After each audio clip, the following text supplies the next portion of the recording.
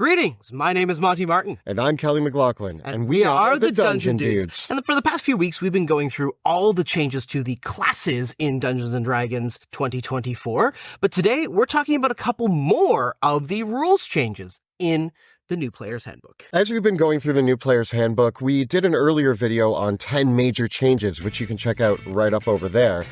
But there's a lot more than 10, and so we have found many more changes that we want to discuss today. So here are another 10 major changes in the 2024 book. There's a lot to discuss, so let's get rolling.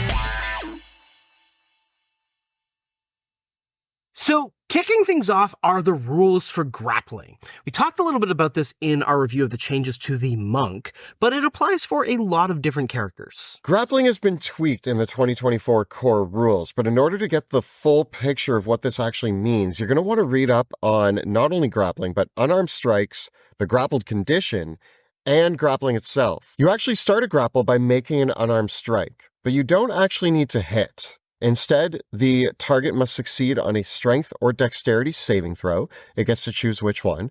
Or it now has the grappled condition. The DC for the saving throw and any escape attempts equals 8 plus your strength modifier plus your proficiency bonus. This grapple is possible only if the target is no more than one size larger than you and if you have a hand free to grab it. Most characters, when they make an unarmed strike, have to choose between doing damage or initiating a grapple with the unarmed strike. It's important to note that unarmed strikes can be made with other parts of your body, but if you want to grapple somebody, you gotta have a free hand to do it, and the number of people you can grapple is basically defined by your hands. There's a couple class features like monks, like being a monk, having the tavern brawler feat, or the grappler feat that make these things a little bit easier. When you are grappled, you experience the following effects, though. Your speed is 0 and it can't be increased, and you have disadvantage on attack rolls against any target other than the grappler. The grappler can drag or carry you when it moves, but every foot of movement costs it 1 extra foot unless you're tiny or you're 2 sizes smaller than it. Again, feats like grappler make this even better, because then you as the grappler have advantage on the attacks that you make against the target, and you also get to move your grapple target the full speed when you move around. So these things get really, really effective. It's also worth noting that monks get to use their dexterity to determine the DC of everything grapple related as well, instead of strength. Along with this, grappled creatures can use their action to make a strength, athletics, or dexterity acrobatics check against the grapple's escape DC, which ends the condition on a success. The condition also ends if the grappler has the incapacitated condition, or if the distance between the grappled target and the grappler is beyond their normal range of attacks, which also is interesting because some monks get extra range on their attacks. Yeah, on their particularly the warrior of the elements gets 10 feet extra to the range of their unarmed strikes, which by our reading of the rules means that they can grapple someone that is 15 feet away from them and hold them there. Which is grappling is a pretty brutal state to be in now, especially with the changes to the grappler feat and all the other things around grappling. So I think we're going to see a lot of grappler monk builds, but I wouldn't be surprised to see barbarians and fighters with Tavern Brawler exploring this. In addition, I think Goliaths have a species ability that lets them increase their size to large. Yeah, so they can grapple huge targets. Yeah. Right? Or they then can make it even harder for people to escape. Like very God of War. Yeah. Grabbing the monster by the horns and just Yeah. So I think Goliath monk grappler build is going to be really good. Yeah. Yeah. Next up, we come to hiding and invisibility, which has changed a little bit. When you take the hide action, you're trying to conceal yourself. To do so, you must succeed on a DC 15 dexterity stealth check while you're heavily obscured behind 3/4 cover or total cover, and you must be out of any enemy's line of sight. If you can see a creature, you can discern whether it can see you. On a successful check, you have the invisible condition. Make note of your check's total, which is the DC for a creature to find you with a wisdom perception check. The condition of being invisible has also changed, which we'll get to in a moment. But when you're hiding, the condition ends immediately if any of the following things happen. You make a sound louder than a whisper, an enemy finds you, you make an attack, or you cast a spell with a verbal component, which to me goes without saying because a verbal component obviously has a sound louder than a whisper. This is where it gets pretty wild, because what you probably just heard was you make a stealth check and you suddenly turn invisible. Yeah. Right? But it's important to note that the invisible condition is not the invisibility spell. The invisible condition has been changed, and so that when you have the invisible condition, you experience the following effects. First of all, you get advantage when you roll initiative, when you're invisible. You're concealed, so you're not affected by any effect that requires its target to be seen, unless the effect's creator can somehow see you. And any equipment you're wearing or carrying is also concealed. And your attacks are affected, so attacks against you have disadvantage, and your attacks have advantage. Again, if someone can somehow see you, you don't gain this benefit against this creature. So nowhere in the actual invisible condition does it say that you are translucent or transparent. No, this is more very much, I think these actually work well together in the sense that, like, you hide behind some crates, and essentially if you're sneaking up to do an ambush, you're now going to gain advantage on your initiative. You can kind of jump out and attack with advantage. This reads a lot better, I think, for, let's say, an assassin rogue. Yeah. To really get their good abilities off. And make no mistake, like, the rules here still say that the DM gets to decide essentially if someone has found you. So this is not like you're going to be able to stand out in the middle of a field and just be there and not and somehow be able to turn invisible, like, again, World of Warcraft style, where like rogues just somehow can turn themselves invisible. That's not what any of this is implying. And I think that you kind of have to have a pretty bad faith reading of this to interpret it that way. It was an interesting implication of this, though, is that it does clarify, first of all, if you don't get at least a 15 on your stealth check, you're not hiding. No. Right? So there is like a minimum threshold here. Which makes sense, but I do feel like certain classes like rogues are much more likely to get that 15 plus. But it also does mean that like certain other classes like fighters and full plate are just absolutely hopeless. Yeah, you're not hiding if you're, and you know, that kind of makes sense to me as well. It's like some classes are good at jumping into the bushes and disappearing and breaking line of sight and hiding. Other classes like a heavily armored paladin are not crouching behind the shrub and fooling anybody. Yeah. So it checks out. Yeah. So it is a little bit, I think that one of my frustrations with this and the grappling rules is that all of the things around grappling and all the rules around stealth and hiding are all kind of in separate sections in the rules glossary. And there's no like one page where everything that says, here's how grappling works beginning to end, and here's how stealth works beginning to end. That's a bit of a gripe. It's all there, and it all makes sense once you've read all the individual pieces. But like, if you just read the rules for hiding and see you are invisible, you kind of go, oh, does this mean that I just poofed out of existence? But you actually have to read the invisible condition and then vis-a-vis compare that to what the invisibility spell actually says, to put that all together. We're not playing the high-level stealth character from Skyrim who, when the dragon lands in front of me, I crouch and it suddenly stops worrying about me. Yeah, again, like I think that must have been my imagination. The only way you get to that interpretation is if you are applying video game logic to D&D. And I think that the thing is that as a tabletop role-playing game, the rules of the game still are being processed by a dungeon master who is applying logic to everything. Yeah. And the stealth rules still have baked into there that the DM ultimately is like, if they're like, no, the circumstances are not okay for you to hide, they still get the final say on whether or not that applies.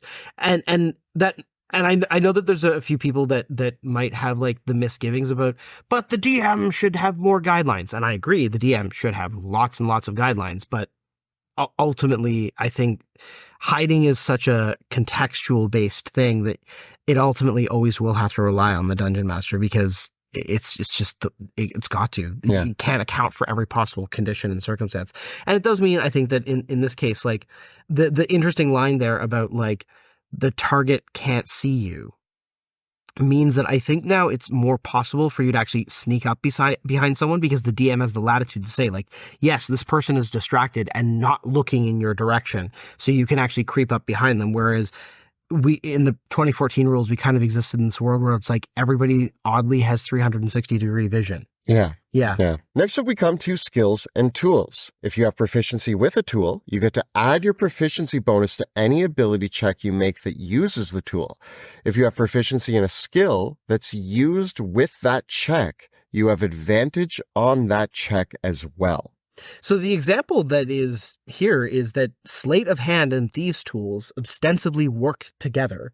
I love that, because I'm not going to lie, whenever somebody wanted to use Thieves' tools, I kind of preferred to like default to their Sleight of Hand skill. Mm-hmm. That's the way that Baldur's Gate 3 did it, and that's the way that I think it should always be done. I think that if you have Thieves' tools, then yeah, it should give you advantage on your Sleight of Hand check, because you have the tools to improve your hand skills at picking a lock.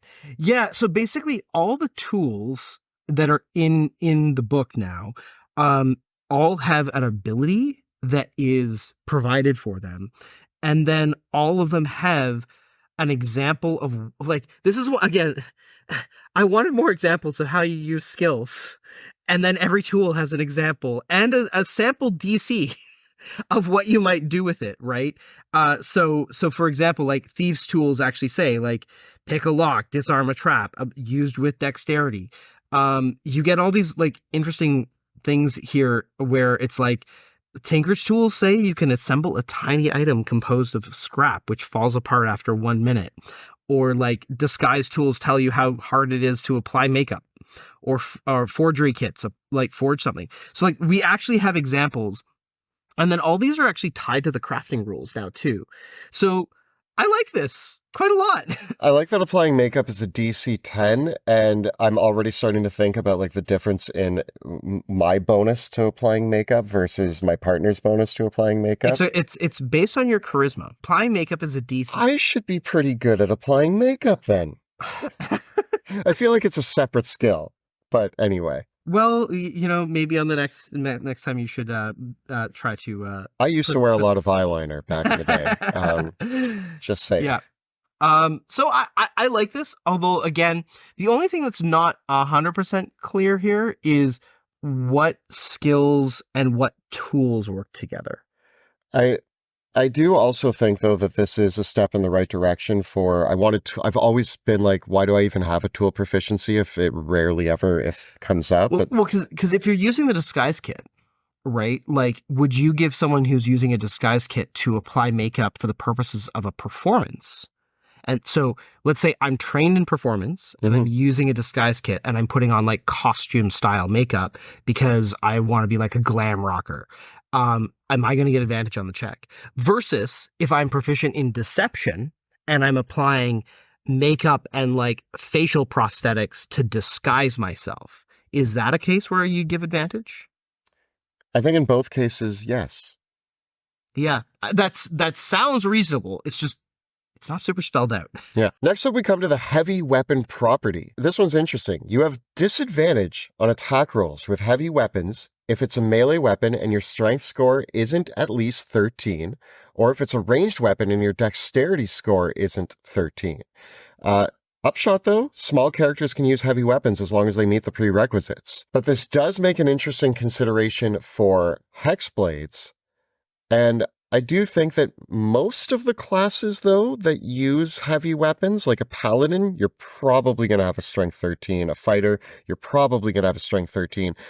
But it's those little moments where you might want to multi-class, or you might be making a dexterity build and you want to use something like, I mean, yeah, there's these cases where it might be interesting. Well, here's a few things that it does. First of all, it kind of unifies heavy weapons and heavy armor, because now both heavy weapons and heavy armor have strength prerequisites to use them. I really like the fact that now a small character, like if you want to have your gnome barbarian that is using a great axe go to town, right? Like that's completely possible now, right? They just need to work out a bit. Yeah, yeah. Like if you want to have, they have strength 18, go for it, right? But what it does mean that previously you could do those paladin builds where you would kind of dump your strength as much as possible so that or I think it's particularly relevant, I think, for just a pure Pact of the Blade Warlock build. Anything that dips in Warlock or uses Pact of the Blade or wanted to rely on an all charisma attack can't as much anymore. Yeah, because here's the deal. If you're a Paladin Warlock, you always had to have Strength 13 anyways for the multi-classing prerequisite. Yeah. But if you were a pure Warlock, or in the cases of like where you did like the Warlock Sorcerer or the Warlock Swords Bard sort of build. But even the Swords Bard build, I don't think really used heavy weapons. It usually used one-handed weapons. One of the other places this actually comes up is in the monk class that we made, the Serpent Monk, which uses pole arms as a monk. Yeah. You're hearing it here first. We would put in an errata now if we could, saying that the Serpent Monk gets to use its dexterity for both heavy melee and ranged weapons. Yeah, that's probably the way that we would. Yeah, I agree with you on that. But yeah, I think the build here that in particular is most affected is if you're going to build the classic Polearm Master or Great Weapon Hexblade, like pure Hexblade build that didn't multi-class. Now that build, if you want to use a great sword or a polearm, you will have to have a 13 in strength minimum. And it's really weird for that build too, because that build also wanted to take Great Weapon Master, which now has a 13 strength prerequisite, and it boosts your strength by 1 as well. So what actually happens with that pure Hexblade build or Pact of the Blade build is that if you're using a heavy weapon, it kind of forces you to invest more in strength than you would otherwise maybe want to, which is diminishing the benefit of being able to go all in on charisma. Now, I think it's still really strong. Yeah, there's still a lot of great... I mean, what I actually like here is the game overall has stepped down from everybody in the whole game wanting a two-handed weapon and Great Weapon Master. Yeah. And now there's like more viable builds for dual wielding or sword and board. I actually feel like that's kind of the undertone of all of this, is subtly through all of these little changes, we're seeing more diversity in what the meta playstyle is. It's like this person's a dual wielder, this person's a sword and board, this person's Great Weapon Master, and all of them are adding to the table in a meaningful way. Yeah. So they've added a new action into the game called the Influence action. This is well spelled out, and it kind of works like this. You describe or roleplay what you want to communicate. You choose your approach. Are you trying to deceive, intimidate, amuse, persuade? The monster is either willing, unwilling, or hesitant. No check for willing or unwilling, only roll for hesitant creatures. The NPC or monster attitude affects the check. Disadvantage for hostile, advantage for friendly, neutral for indifferent. The DC is 15 or the monster's intelligence, whichever is higher. Failure means you can't try again for 24 hours or a duration determined by the DM. This influence action is now codifying essentially how you're going to intimidate, persuade, or deceive an NPC into doing something. And I think the first interesting upshot is that, again, here's where we have an example DC provided. It's based on the monster's intelligence or 15 minimum. And the different attitudes that an NPC or monster can have towards you, hostile, indifferent, or friendly, are all defined here. And then the DM now has this tool to decide, okay, so they're going to think in their brain, all right, the player is proposing a thing. Is this monster hostile, indifferent, or friendly to the character? And is the monster willing, unwilling, or hesitant, right? Basically, the way that this thing kind of boils down to is that the monster has to be, if the monster is willing, it's an automatic yes. And if the monster is unwilling, it's an automatic no. So it's a yes, no, maybe kind of dichotomy here, right?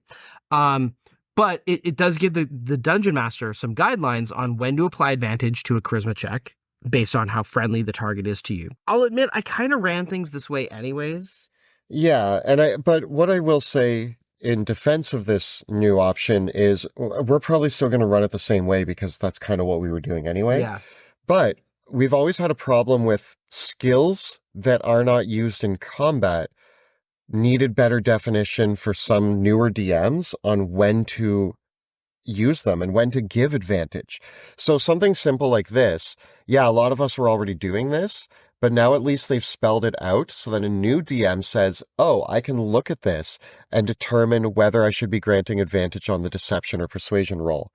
So Yeah. I do think that there's value in that for newer DMs. Yeah, and I mean, ultimately, when I tend to run my social interaction or social skill challenges, I tend to not have a single check be the thing. It's the rule of three. I use the rule of three, Yeah. right? That it requires three successful checks to convince someone of something. And generally, I like to make sure that in a group set situation, I like to make sure that all the party members participate. So I'm generally willing to allow a lot more types of checks. For example, sometimes like I will allow an intelligence check or a wisdom check to apply in a social interaction because sometimes you might want to not necessarily be using your word, like your skill at persuasion to convince somebody, but like I like having NPCs that sometimes respond to a purely logical argument. And so I will allow intelligence to be used to convince them because you're making a logical argument. Or sometimes you're using wisdom because you're making more of a moral or empathetic based argument rather than one that's purely charismatic. So again, this is me wish listing on like I wish all three ability scores, charisma, intelligence, and wisdom were all involved in social checks because I think that all of those skills are relevant to social behavior in real life. If you're talking to a historian and you have proficiency in history, you should absolutely be better at talking to them. Yeah. And ultimately, yeah, because there's certain types of people and like, you know, we can see in the real world that like sometimes a logical argument does not persuade people. Yeah. I would say very rarely a logical argument does persuade people. That's the world we live in. But you know, I'm glad to see these things more closely defined. One that we've been using for years is the Bloodied Condition. Now when a creature is at half hit points or fewer, they are bloodied. A handful of subclass features check for this. Life Clerics preserve life, Champions Survivor, monsters might also be referring to it. The Boar had advantage on attacks while bloodied. Those were the only examples I could find in the PHB of bloody mattering. I imagine that it might come up more in the monster manual. We're writing a monster book now, and I think we've used a couple times, like when this creature's below 50 hit points. We actually wrote the Bloodied Condition in our condition which list. Now we don't need to. We don't need to because it's there. Yeah. So that's good. Yeah. But yeah, I've always liked the Bloodied Condition. I think that it does multiple things. Without breaking the cinematic essence of a combat, you can say a creature is bloodied, which telegraphs to the players in what I believe is a very roleplay heavy way that they are more than halfway through the combat encounter. An amazing way, if you're using miniatures, I have a collection of those kind of glass beads that are bright red. And so I got these when I was playing in 4th edition because bloodied was really important in 4e. And it's just great to be like, that attack bloodies the monster. And so it adds a lot to combat, actually, just saying that the players have bloodied the monster. You'll notice at our table a lot, somebody at the table will ask, how's the monster looking? And it's not game breaking. So I think that it's important. It's not game breaking to ask that question. There are, like, you could never ask how many hit points does the monster have. Now you're going into the meta of the monster. But how does a monster look is actually a cinematic thing. In a movie, when two people are fighting and one has like a bloody nose and like slashes all over them and they're panting, that's an important telegraph to the other person fighting, being like, they're on the ropes. I got this. I'm going to push through even though I'm at 5 hit points because I think 1 or 2 more hits might take them down. And having those visual elements is actually, I think, part of knowing how you're doing in a fight. And I think the Bloodied Condition, not only is it useful to, I think it's great when a monster gains a new thing when they're at bloodied, but also I think that it helps the players know whether to push through or run away. Yeah, and I think that if you're worried about monsters that don't have blood, like undead or elementals, Muddied. You can use muddied for some elementals, and or you could also use like battered. I think is a pretty decent adjective for if that kind of thing matters to you. Bloodied. Yeah, yeah. I'll say like this undead monster is bloodied. I mean, undead can often have blood. Yeah, except skeletons. If you're a skeleton, they have a few broken ribs, and they're battered up. Yeah. And yeah. Another few new options in this book: malnutrition, dehydration, and suffocation. You need enough food or water in a given time period, or you start gaining exhaustion until you die. Sounds reasonable. You can't remove the exhaustion until you eat or drink. Creatures can still hold their breath for 1+ con mod minutes. Then you gain exhaustion each round until you can breathe again. The exhaustion levels go away if you can breathe. Not a huge change from what existed before, but they're just very clearly defined in the rules glossary. And again, the only thing that I'll say with all these things is like the new exhaustion rules being that stacking penalty can be pretty scary. You know, a lot of people argued that you would use that stacking penalty for death saving throws. I think that's brutal. But I also actually think if we're talking about the themes and like the logic of the game, it makes sense that you would have a harder time recovering at 0 hit points if you are 5 exhausted. Like if the more exhausted you are, the more you might just be like, I give up. I mean, my only concern with that is that it does feel like a bit of a death spiral sort of thing. Like the saving throw penalty on exhaustion is going to be the scariest thing, because I just think that penalty stacks up really fast. And with the way bounded accuracy works, like I do feel that like once you get to even 2 levels of exhaustion, you're cooked. But I think that's valuable in a game where, and I know that you and I have not had as much of a problem as some people out there, but in a game where we do hear a lot of complaints about it being too easy and characters can never die, especially one of the big complaints we've heard in the 2024 rules so far is people being like, everybody's overpowered. Start using exhaustion more, and guess what? You're playing on hard mode almost instantly, especially if you're applying the exhaustion penalties to death saving throws. I think we might actually have a more deadly game on our hands if people are using exhaustion. I mean, everything that I've seen so far from like previews of the monster manual is it's looking like monsters have more hit points and do more damage. The whispers in the room are that they're trying to keep the CRs, but make the monsters match their CRs, which I think means that, we're seeing a lot of power, but we're going to see a lot more power from monsters. We're going to see a more powerful game. But I think that these exhaustion rules are that nudge towards like, you want to mess with your party, play with exhaustion more. Yeah. Speaking of other conditions, burning is now a defined hazard in the rules glossary. And basically what it does is when something or someone is burning, they take 1d4 damage at the start of each of their turns until the fire goes out. Basically the fire can be doused in any reasonable way that it could be, or they can take an action to effectively stop, drop, and roll. So they have to spend an action to drop prone to put the fire out. I bring this up because you and I made a burning condition for our monster book, which was... It's still going in there. It's still going in there because I think...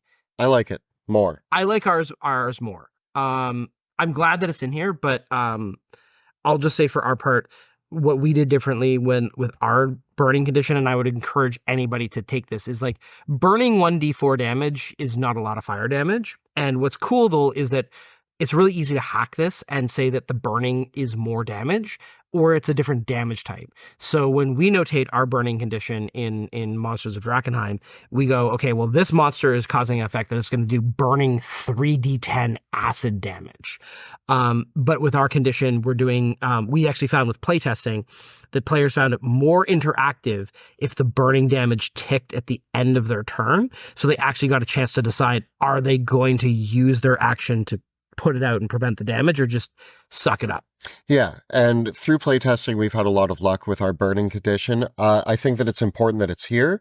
But part of me is like, oh man, we're just worked in so the, much on that condition. yeah, that was one of our selling points for the book was our new elemental conditions. So we still think we got it. We nailed it. Let us know. Do you like our burning condition better than the one in the book? I do, but I'm biased. Yeah. I'm not biased. I'm correct. Yeah. I just think ours is more flexible. It's more flexible, it's more fun, and it's more nuanced. Yeah. Next up, we have equipping and unequipping weapons. You can either equip or unequip one weapon when you make an attack as part of the attack action on your turn. You do so either before or after the attack. If you equip a weapon before an attack, you don't need to use it for that attack. Equipping a weapon includes drawing it from a sheath or picking it up. Unequipping a weapon includes sheathing, stowing, or dropping it. Okay, so there's a lot of important things that are here in this change, right? Because we could always, in the rules previously, drop an item that was held in our hands for free. Yeah. Now the rules say no. You dropping a weapon counts as unequipping it, so you actually have to use these rules if you want to change the weapons that are in your hands. When you are attacking, you get to do this, which means that I could fire a bow, drop it, and then with my next attack, grab my sword and attack with it. Well, what's cool there is that you actually don't need to drop the bow. You can put the bow away. And true. And maybe I just like whipping bows. Yeah, right? And so it makes it easy to do the weapon switch, right? Because each attack of extra attack, you can change the weapon out. Fighters kind of love this. Yeah. Because they get more attacks and they get more weapon mastery. So it's a cool way to mix and match weapon masteries. And it really is like, if you're that skilled, then yeah, in the span of 6 seconds, you can hit somebody with 2 different weapons and like pop it away. Yeah. The other implication of this change that is kind of neat is that in theory, you can still use your free object interaction to change one weapon out to like put away or draw a weapon as well. Otherwise, if you need to do more than that, you need to take the utilize action. So in theory, you could draw your bow, shoot it, put it away, draw your sword, attack, and you're all good for one turn worth of attacks. What I have seen is some people, because of the changes to 2-weapon fighting, I've seen some people arguing that you can effectively benefit from the rules of 2-weapon fighting using this rule while using a shield. So I've seen some people argue that you can have a shield in one hand, have a light weapon in one hand, attack with the light weapon, put it away, draw another weapon, attack with it, put it away, and then because you attacked with a light weapon, you now draw a different light weapon and attack again and make 3 attacks that way. Me personally, if you can find a DM that's going to let you do that. Can you let my new paladin do that? No, I'm not going to let it. No. What if he has a cool sword that has secret extra hidden swords? No, I think that's a little bit of a bad faith reading of the rules. That's fair. Yeah. Had to try. Yeah. So, I personally file that under like, that's like a weird between the lines, like intentionally looking for gaps and oversights in the rules to find like an exploit, which I'm not a fan of. Yeah. But otherwise I think it's a lot more flexible. I think it's cool. And like, it finally does away with that whole, oh, you can't do that. Like, I don't know, the whole exchanging weapons. I just feel like it's less fun to be stingy on that. Yeah, I mean, this is still probably going to be one of those rules that I just ignore, for me personally, because generally the way that I run things at my tables is taking out the object that you need for the action is always part of that action, and I don't like. There's all this fiddliness about like drawing weapons and handedness and all this stuff. And I'll be perfectly honest, the fiddliness over drawing items and holding items in your hands and how many items you can hold at one time is actually one of the biggest things that turned me off about Pathfinder 2nd edition. And so I don't like all the micromanagement of like, what are you holding in your hands? I just don't care. Right. I don't think it's interesting gameplay to like obsess over it. I think that players should just like get the thing out that you want to use. We could all be Link from Legend of Zelda with 20 items, and they're always just like at the ready. I just think it's more fun. Yeah, it is more fun. Yeah. Lastly, 2 more actions that you can take, search and study. Search is now based on insight, medicine, perception, or survival. Study is investigation or other knowledge skills. Each has a well-defined list of what you can detect with each skill.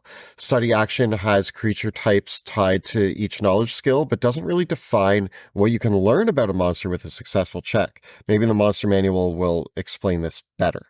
I do like this because there's actually 2 feats in the rules now that let you study or search as a bonus action.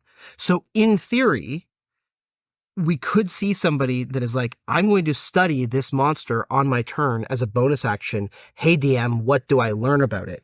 This also, so there's a style of play that I feel is actually hard to grasp in D&D, and the study action actually helps it. And that is what I call the Witcher play style. Yeah. And the Witcher play style is prepping for your hunt is a big Witcher thing that happens. You prep for your hunt. You get the right potions, the right scrolls, the right weapons. You learn about the monster, what's going to work against it, what's not.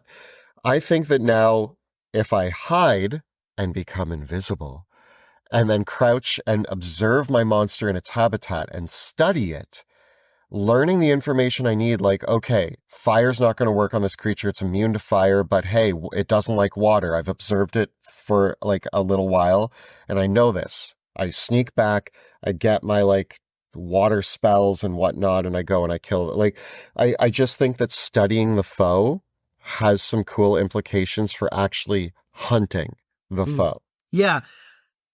So Arcana lets you learn about aberrations, constructs, elementals, fae, and monstrosities. I like that history is giants and humanoids. Cool. Nature is beasts, dragons, oozes, and plants. And religion is celestials, fiends, and undead. Makes sense. I think that Arcana is a little bit stacked. I probably would have moved fae and maybe monstrosities into nature. Yeah, that could work. And okay, go with me on this. How do you feel about dragons being covered under history? I see where they're going. Dragons are where I'm going, because I'm proposing dragons as a history. What are they covered under? They're currently covered under nature. But I like my dragons as like super mythical beings. Yeah, because dragons are, as soon as you said dragons under history, I was like, yeah, that makes sense. No, they're under nature. Yeah, I know, but I would put saying fae under nature. You're saying dragons under history, which to me makes more sense. Because dragons are in the history of Dungeons and Dragons. I imagine that no matter where you live in the Dungeons and Dragons universe, there is a historic tale of dragons that you have heard. Yeah, and like I feel like any adult or ancient dragon qualifies as a historical figure of note. Yeah. Right? Because like an adult dragon is hundreds of years old and an ancient dragon is potentially thousands. So they're, by their very nature, historical figures. Yeah, I think you could fiddle with these rules a bit at your table. Yeah. And I think the rules are guidelines at the end of the day, but I do like these actions. Yes, I like that they're defined. Again, my hope would be, and I haven't seen this from the previews that we've seen from the Monster Manual, but like in a bunch of the 4th edition Monster Manuals, they had, and I think they did this in some of the 3rd edition Monster Manuals too.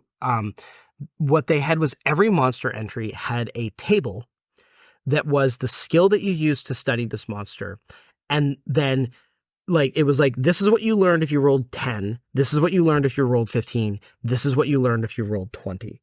Like, so there was like a graduate, like it was a degrees of success table of like what you could learn about the monster. And I think and the thing that they've never done, and which I'll point out, Pathfinder 2nd edition actually does do this, which I like, is that like the one skill result like actually tells you this is how you identify the monster's creature type, this is how you identify what it is, this is how you learn about what its resistances and vulnerabilities are, and this is like how you learn what its worst saving throw is. So like I do kind of wish that the study action and monster knowledge actually had that codified. Yeah. I hope that that's in the monster manual. That's what we're doing in Monsters of Drakenheim, is like we're actually doing that with every monster entry, because I think it's cool. Like, we're going to tell you how the study action applies to each and every monster and what you learn, and I think that's awesome. Yeah, right. And in a similar vein, we actually kind of have done this house rule thing where if there's a skill synergy or a tool synergy, like if you're proficient with another skill or tool that might be kind of relevant to that monster,